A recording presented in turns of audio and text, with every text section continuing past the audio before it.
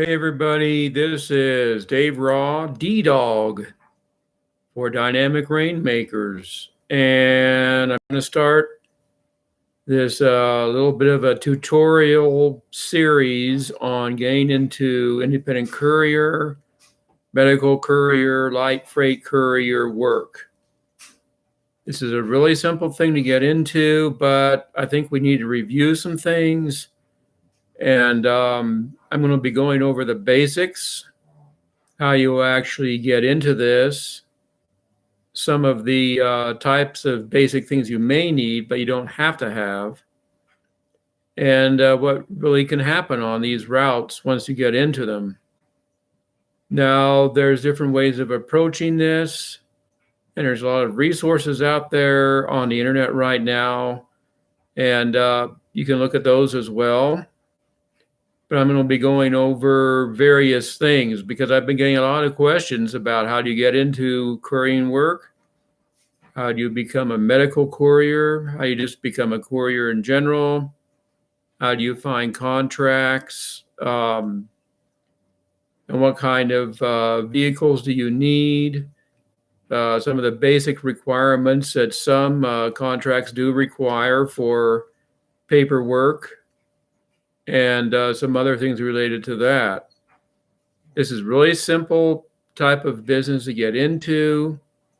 I suggest, however, and this is just what I've learned over the years, is that one, don't go out and just buy a van or whatever to do this. If you can use your existing vehicle, even if you have a car, you can use your car. If you have a Jeep like I do, I have a 4-door hardtop Jeep that I use for my work right now, and it's working out pretty good. I do have a good cargo space in there because the back seats fold down and give me a lot of cargo area.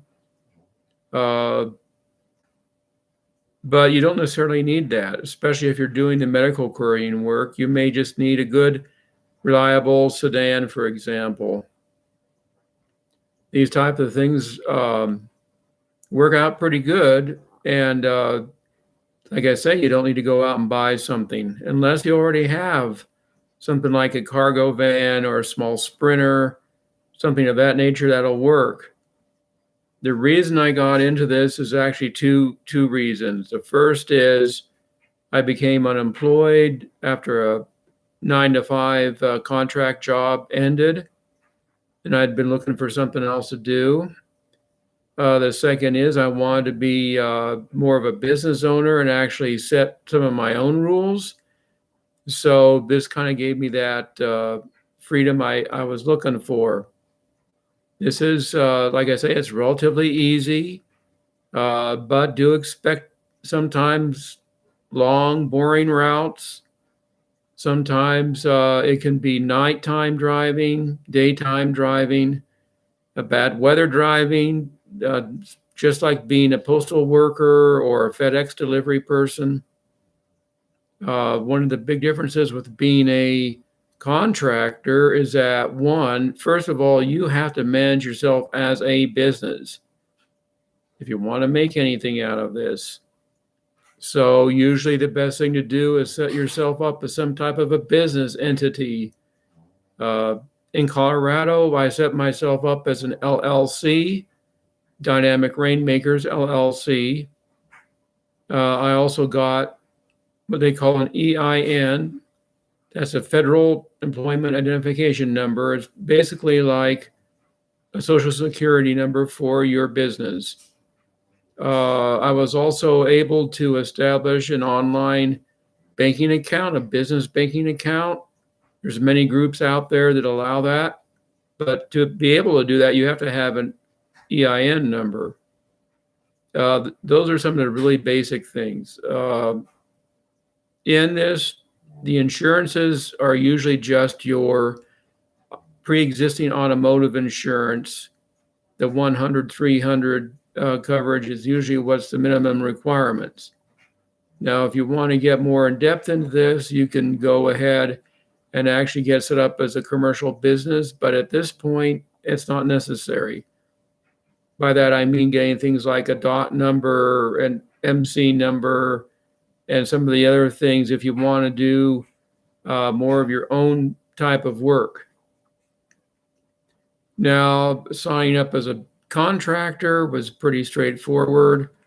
I found some jobs out there for this, and I'm going to go into more detail, but I found my first contract gig by contacting them, and I got signed up as an actual contractor.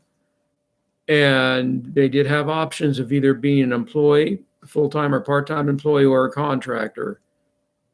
I made sure really that I got set up as a contractor because this gives you an option in some cases of being what they call non-exclusive, so you can work with different companies.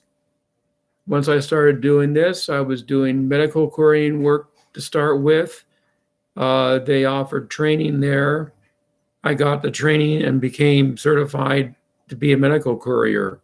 And that is primarily doing stuff like hauling COVID samples or vaccines, sometimes running medical equipment like surgical trays and other things between hospitals, things of that nature. Got set up doing that. That had me going all over the state delivering the COVID vaccines and also the empty vaccine coolant systems. I was also offered the opportunity to get a TSA agent or TSA cleared agent so I can do what they call TSA couriering and tendering. And tendering is taking cargo to an air terminal and sending it off. But you don't need that clearance if you're just picking up TSA things. So those are the two types of certifications I have right now in that type of environment. So I also got on with another group as a courier for them. It's primarily light freight. There hasn't been any medical yet. That group is kind of on a restart for the third time. Their structure changed, but I'm still working with them as a 1099 contractor, so basically a subcontractor. That has me going all over the state, and it's pretty good too. These jobs, if you're doing in-town work, you usually pay by the job, X amount of dollars per COVID sample pickup, for example. Some of the jobs I got that are larger are by the mile and by the weight. Depending on what you're doing, in my case, the Jeep was usually enough, but I was also able to use the company van. It's a small Dodge ProMaster City. They have other vehicles as well. The other effort I'm involved in is just using my vehicle for the time being. Now, I did get brought on to a third project, which is a part-time job. That's a company that's doing government contract for doing military bases around here, primarily for medical and sample type of work. And that's between the military bases here in the greater Colorado Springs area. So that one also includes fleet management. So I'll be doing fleet management. That's maintenance and doing some other paperwork required with that. That one was actually a listed job that was out there as help wanted. And I applied for that and got it. Hopefully that'll become another subcontract job. It'll become full-time, but you never know.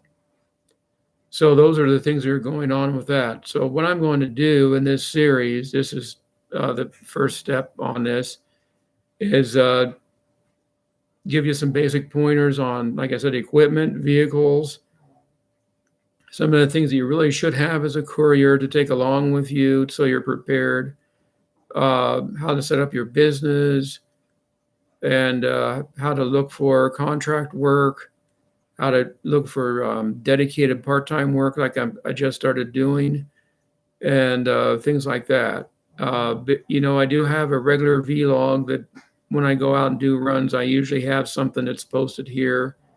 Those are kind of unstable because they're in my Jeep and I don't have the best camera for that, but I do that as well.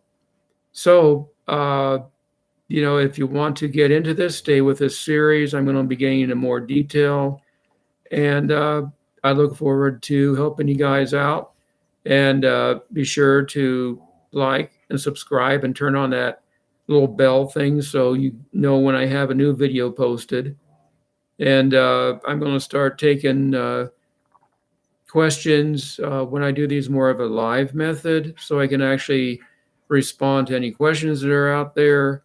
I do have a little chat window off at the side that I can see your questions coming up. So I just want to start this series off because now I have actually more than 25 people on this channel that are subscribing, and I want to make sure I start sharing all this information with you. So I'll be talking to you later, and part 2 is going to be coming up probably in the next week or so. It'll be going more into detail on equipment and also how to find this work.